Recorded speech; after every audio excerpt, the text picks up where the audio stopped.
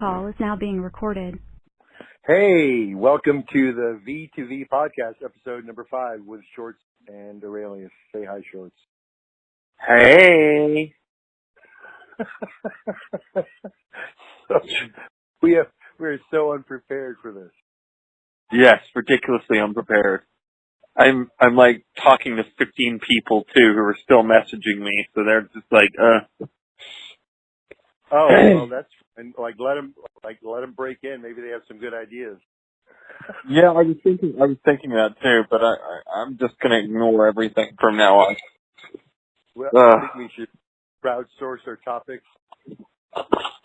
No, I think we're bad idea. No, don't do that.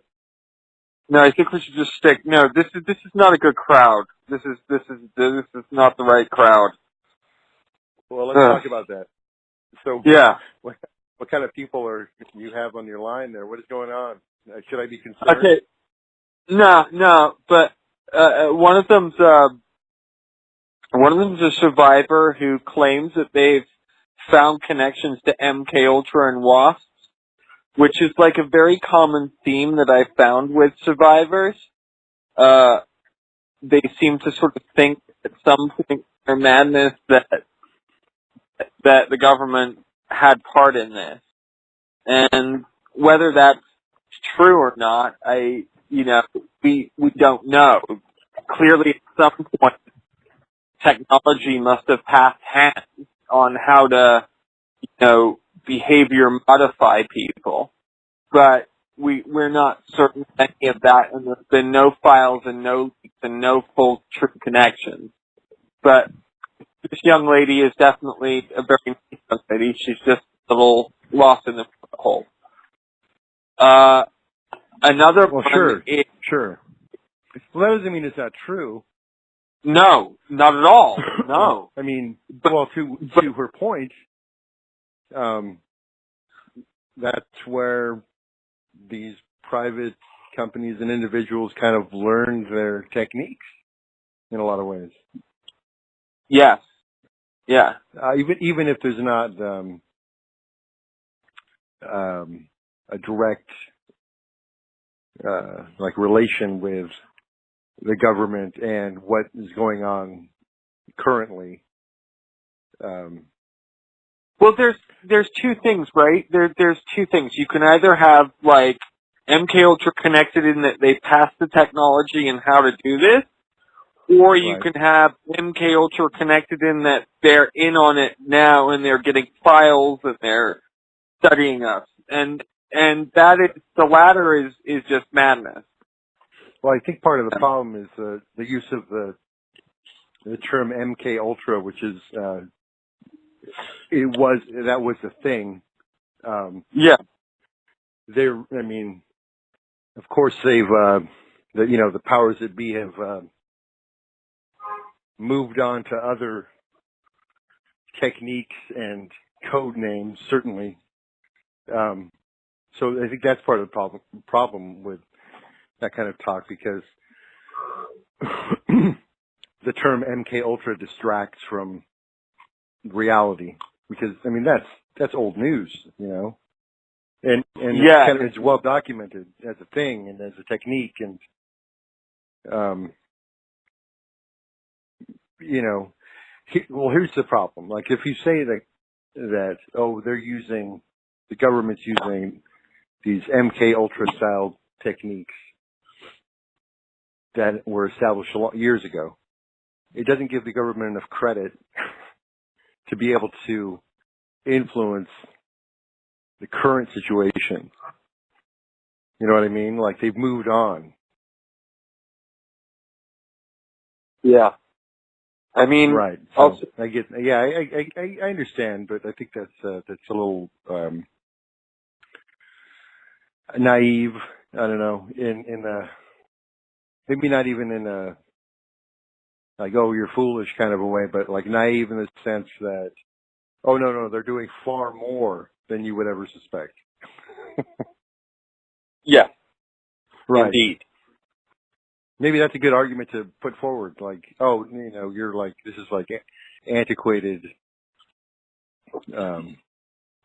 how quaint, MK Ultra. Well, Right? my issue with it is the whole fringe movement that has been based around that word, those words, MK Ultra.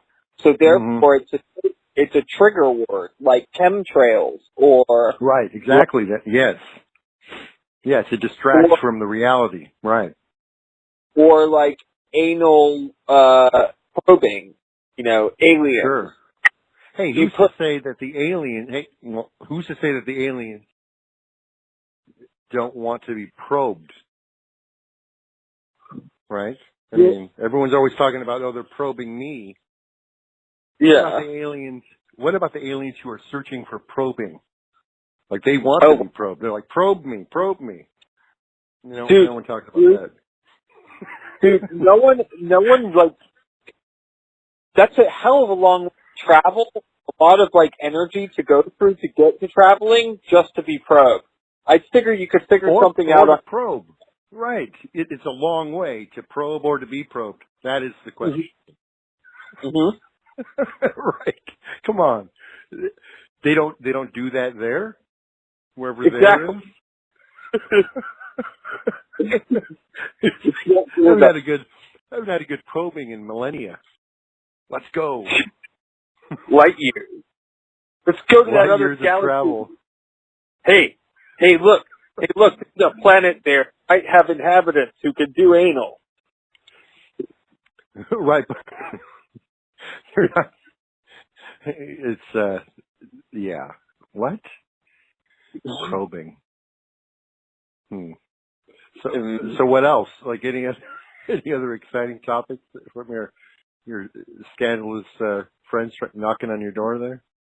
Oh, well, I have another one who I'm sending information to on some anons who are assholes, and I've been digging for information, so I'm sending sort of pictures and things. And she's I thought that was the whole premise of Anonymous. What? That they're assholes, like on purpose. Like that's kind of the idea, right? No, they're great. That's why they're anonymous. No, they're fantastic. This particular relationship and this particular topic is a book's worth of bullshit that I'll never talk about, most likely. Right. Good. We don't want to hear it. Yeah, it's boring and Right. Well, so can the president pardon himself? Yeah, I was wondering. Wait, what? I just want to make clear that I can pardon myself. I'm not going to, but I can. That's very contradictory. Yeah. I'm going to sneeze. Oh, okay.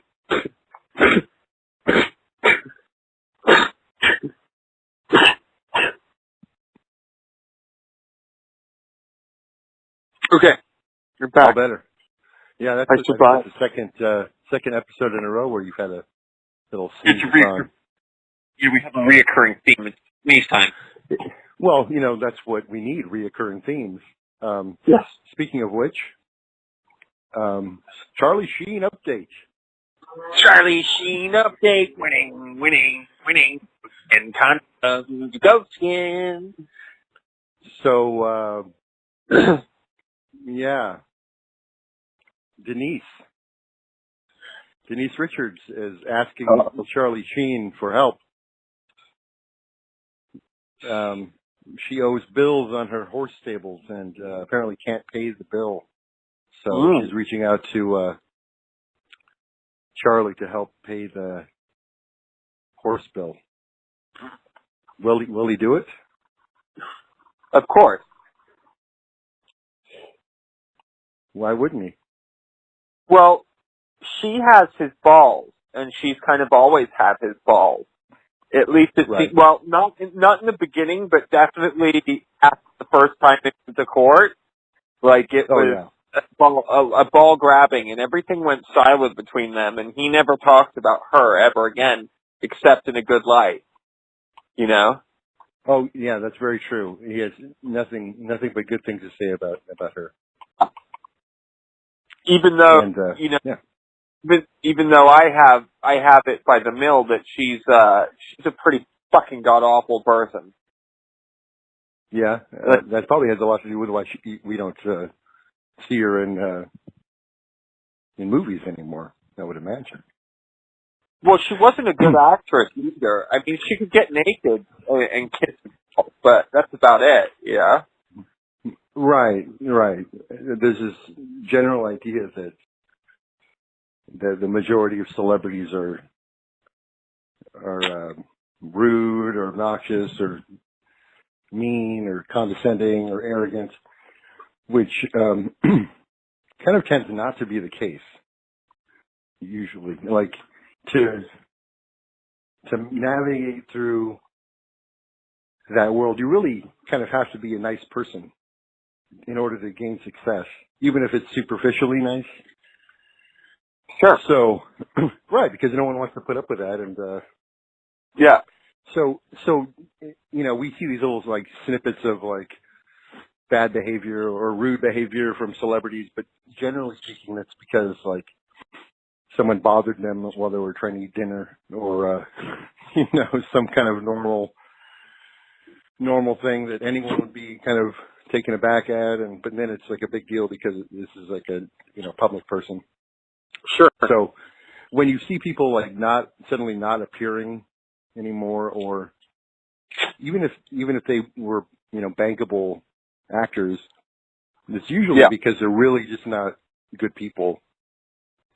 And studios won't greenlight films with them in it because studios know that they're trouble.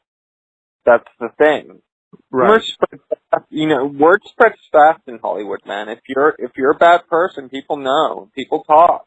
It's a very small community, right? Yeah, it's extremely small. You gotta fucking be a good person. You gotta be on point. With your peers. Right. That's the key. Like, aside from how you treat your fans or the general public, or your family, or your family, like that can be kind of disregarded. But if you start mistreating people like that you work with, it's all over. Yeah. Huh.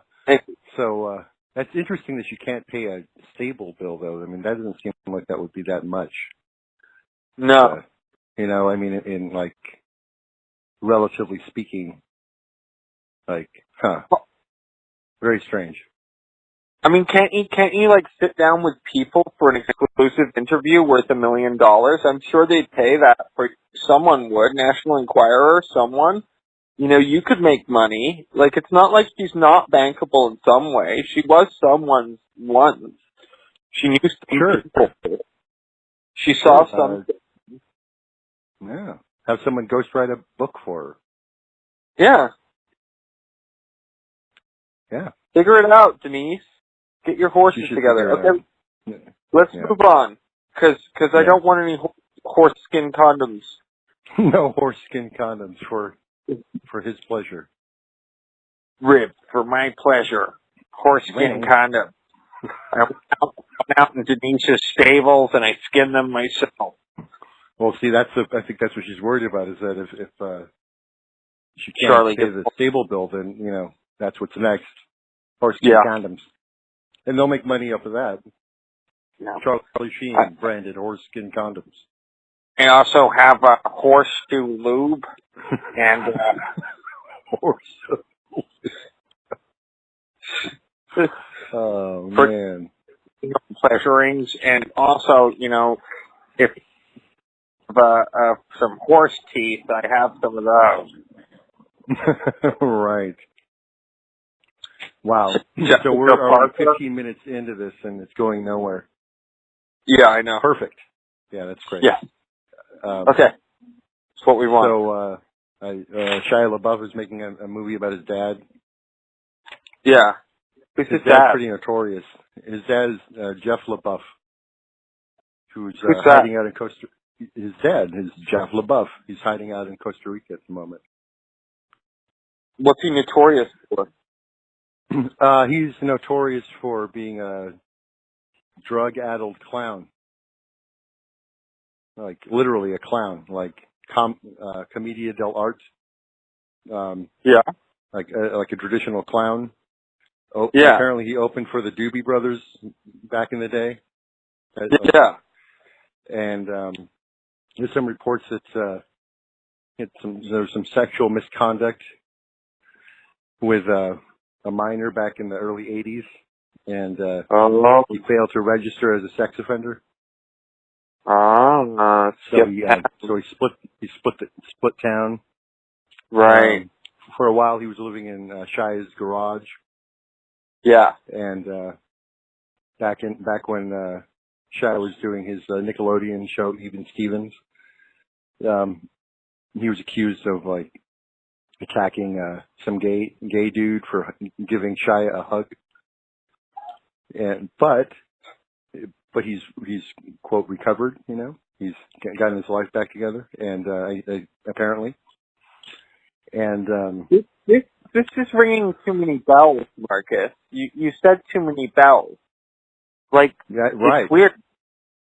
But he's making a movie about him, though, which is very interesting because, according to Shia, his dad was the gasoline, quote in quotes, that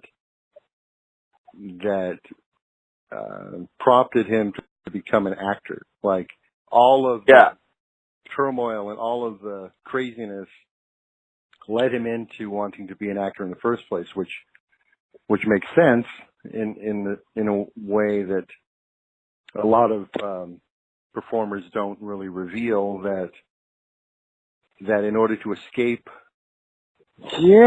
traumatic life, they start pretending, and then they're successful because they can break out of who they really are and pretend that everything's cool, and then suddenly make money for the pretending part. Yeah, it's all very bell ringing for sure. This sounds familiar. Wait a second. Shia LaBeouf. It's like his last name. It reminds me of doing something to his ass. Like rubbing it. Wax off. LaBeouf. Jamal. Okay. Yeah. Cool. Jamone. That's interesting. It is interesting. Like, how did you? How did I meet? Did you know him? You knew his dad? No, he befriended me.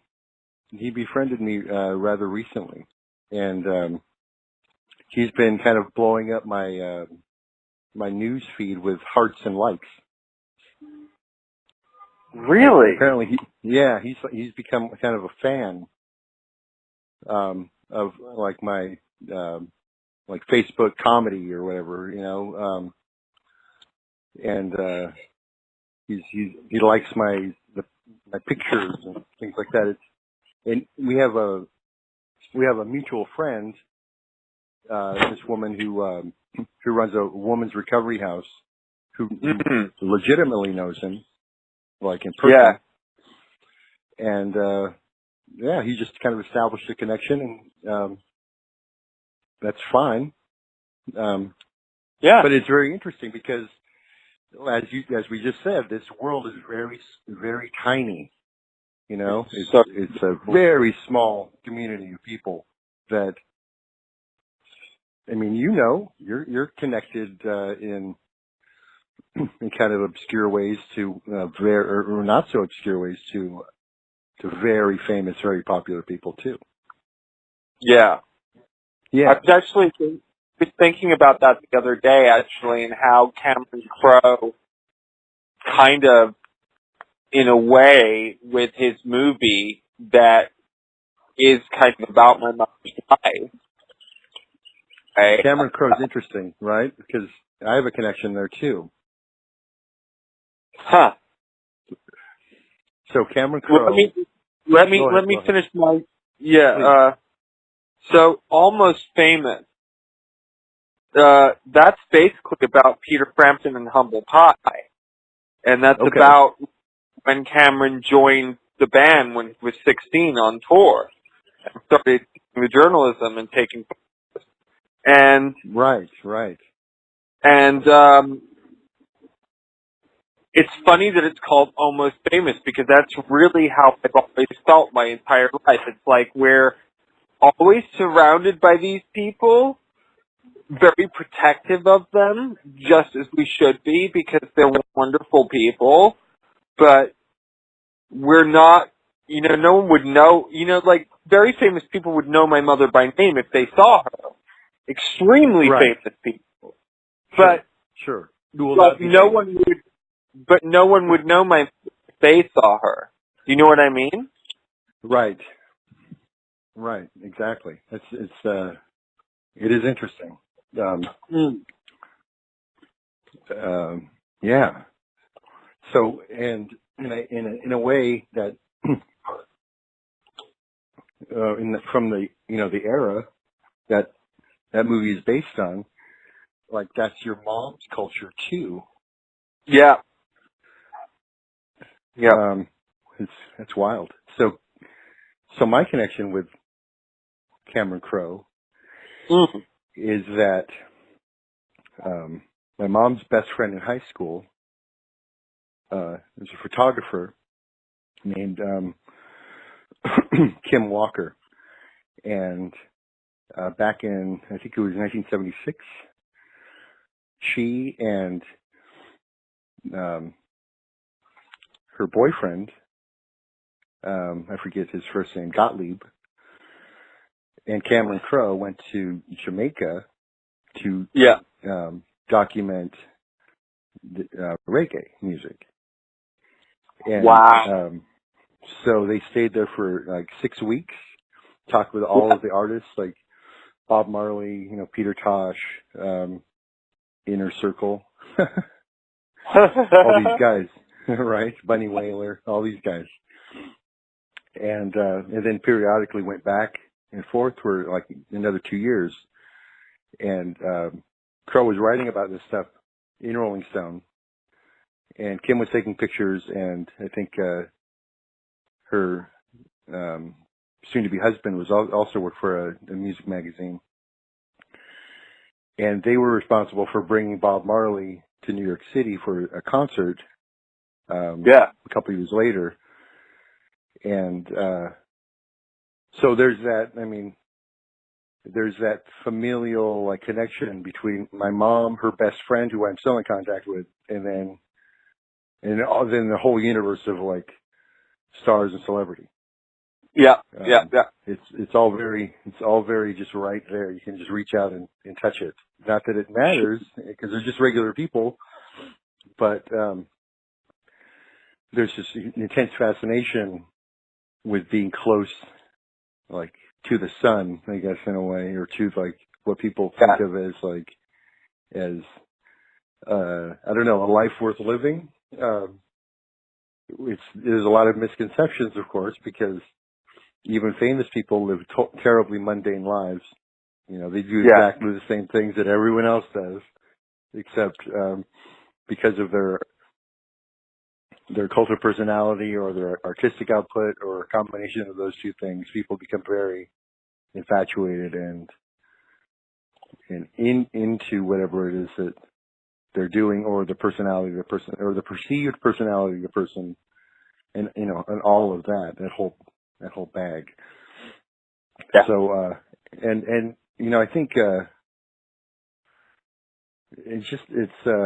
it's weird because even at work, when it was discovered that I had something to do with this band, like the whole place kind of like started looking at me differently, and I kind of find it a little absurd. Like, what about your own life? That was like years and years ago. I've been doing totally different things since then. What are what are you doing? Right. Yeah. Celebrity's a weird thing. It really is. It really so strange. It is strange. And you've been like kind of briefly like touched by like the idea that you're connected with these people, you know, in some way. Even by me, like saying, "Hey, can you help me like accomplish something?" Because you know these people, right? So we're all kind of affected in some way. You're very good at not being affected by that.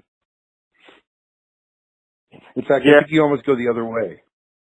I do. Yeah. Like it doesn't exist. I'm rarely starstruck. Right. You know, I'm rarely like put into a place where I'm in awe. You know. Right. You know too much. Right. Yeah, I grew up behind the wizard's curtains. You know. Like, right. Like I remember crawling around backstage at Tina Turner concerts, and you know when my dad was playing with her. I remember sort of crawling around backstage at a Peter Gabriel concert. I remember, you know, that was Bruce Springsteen, Peter Gabriel, and Tracy Chapman. That's right. Wow. That's awesome. By the way, that's awesome. But you know, not because of who they are, but because that's some like a whole bunch of like really like interesting good music. Oh, so good, Marcus. But I was such a kid. I wouldn't have appreciated it then at all, and wouldn't have been able to. You know. Right. I just wanted to play with hanging out in the green room. Yeah, I wanted to play with my cars backstage and go to sleep. I was tired. Too loud. Sure. Right, exactly. Wow. So this kind of brings us to one of the strivers for that kind of thing. Dun, dun, dun. It's Travi. It's our Travi. Travi. Hi, Travi. Because he really wants all that. Like, right? Like, he really, like, wishes that he was known and famous, and I think that has something to do with why he's taking this trip to begin with. To kind of foster that kind of notoriety for doing something that is special, which I don't know if it's special or foolish, but he's in Kingman, Arizona now. I guess he's made it that far. He's only an 8-hour drive from us now.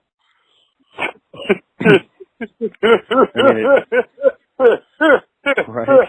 So that's good. That's progress. But well done, Travi.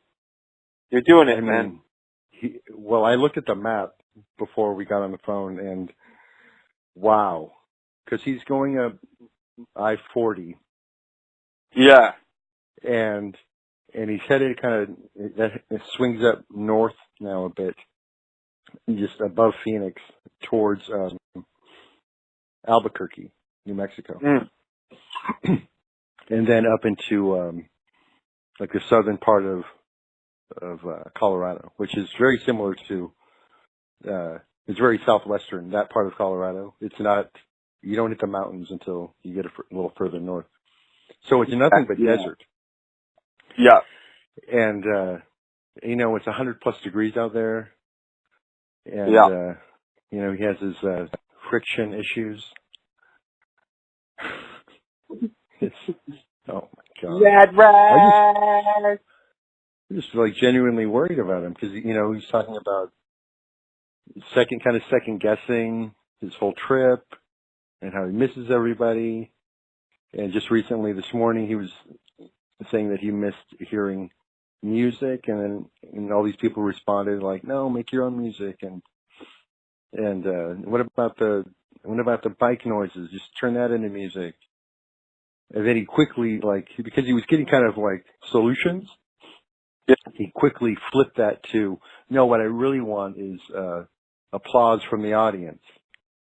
Oh God. And, right? So then I said, like, you know, field mice are great audiences for comedy. They love it. You know, they'll just chitter at you when you tell a joke. And because that's who his crowd is right now, a bunch of field mice and snakes. Yeah. And The snakes aren't so much into the comedy, but the field mice definitely. They gather around the fire and like hang out. But it kind of pointed out exactly what I meant when I said that he really wants that. He wants to be like celebrated and recognized, and he wasn't being able to do that in the city. So he's like, okay, I'm going to take off on this crazy adventure, and everyone will love me for that.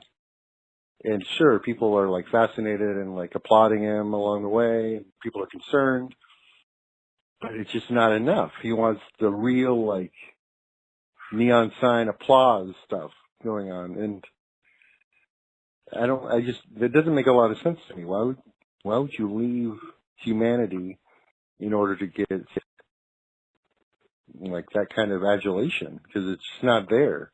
And, well, I don't know. I mean, I just kind of wish for the best for him, but, I don't know how much longer he's going to be able to continue this. No, I'm quite concerned too, but I feel like,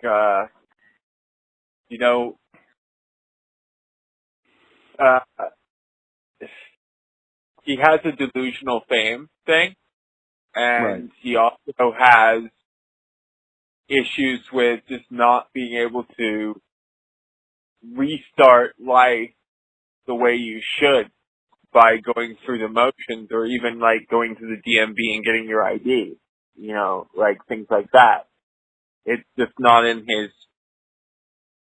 it's not how he thinks, and he thinks somehow that celebrity will fall into his lap. And But right. No, I get, yeah, but there's no money in that. And it seems like he wants to live outside the rules of commerce in a way too, which, yeah, I mean, that'd be great to be able to do that. But that's like the most challenging thing anyone could ever want to accomplish. Like, yeah. and, I mean, I'm all for it, but there's no roadmap for doing that kind of thing. Like, it certainly doesn't involve jumping on a bike and traveling across country just randomly in the summer. You just end up dying out there. I think he'll, if it gets too bad, he will ask for help. Like, I know that for sure. Like, because he's got too much, like, life force to give up in that sense. So if it gets too grueling, like, he'll pray about it for sure. Yeah. And then someone will give him aloe vera for his knapsack rash.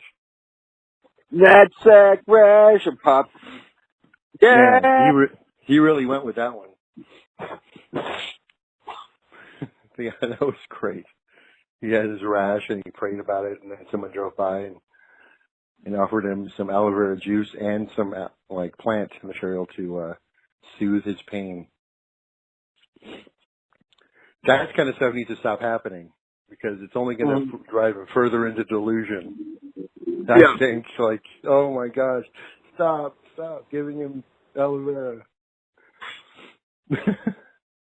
Band-Aid empathy now is not what he needs, because that will only fluff his ego and think that he's got God on his shoulders or something, or Easter Bunny is with him. Right. Yeah, it's interesting though. He's still maintaining his internet connection. I don't know exactly. I think it's maybe because he's in Kingman and it's a city. But so I mean that's vitally important that he's able to maintain that connection, because if he goes off the grid, what's going to happen is people aren't going to keep thinking about him. No. And then they're going to lose interest because people have busy lives. And then he'll wonder like what to do next, and he won't be able to like. And then if he isn't able to get a hold of anybody, then he could be in real danger. Yeah. So, yeah. Should we move on to Arnold update? Yeah, I think Arnold update might be the final segment today. Cool. Yeah, because it's important. This is like geopolitical stuff going on with Arnold now. Yeah, now Yeah. geopolitical. Skynet is active. So the Russians have rolled out a new set of badass tanks, and they're calling them Terminator 2 tanks. Yeah. And Arnold isn't having it. He's not pleased. I'm not pleased. Yeah, I'm gonna have to. Terminator 2 tanks is not right. So yeah, I guess he's not happy with that. But Yeah. So listen to me, Putin. Listen to me, Vladimir. Yeah. Listen to me, Vladimir. I want to talk to you. Listen to me. These things are not made with exoskeleton skin, with human flesh over the top. They're not model T-1000. They don't withstand the bullet pain. They still take the bullet, but they take the BAM. The BAM is there. It's important. Yeah. yeah. Again, this rolls right back around to this whole cult of celebrity thing. Even the Russian military is completely fascinated with the idea of celebrity iconic statements or appearances. Yeah. It's like, come on, really? It's quite niche, though. It's quite God is dead, and so who do we worship now? Well, we worship these imperfect celebrities, these impenetrable forces, these ideas that were almost hauntingly just become impossible. Right. Let's all pardon ourselves and I think call it a day. Yeah. I officially pardon myself. All right, man. Pardoned. All right. Well, that's another one for the books. The old V2V podcast with Shorts and Aurelius. You just heard episode 5, and stay tuned for more outrageous content. It's disgusting, Phil. All right. Bye. All right. Bye.